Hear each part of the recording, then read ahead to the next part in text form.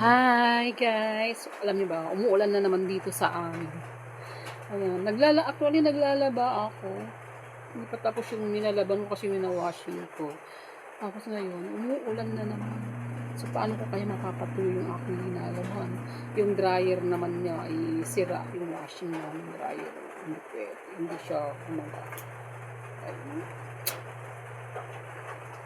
So, ganyan talaga ang buhay na asob na. Alam niyo ba kasi ang kita buhay may mother. Hanggat maaari, ayaw ko kasi mayroon akong nakikita maraming labahan.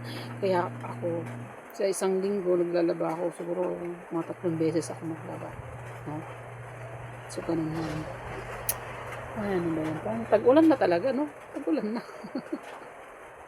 Tag-ulan na talaga. So, kailangan ng panibagong washing.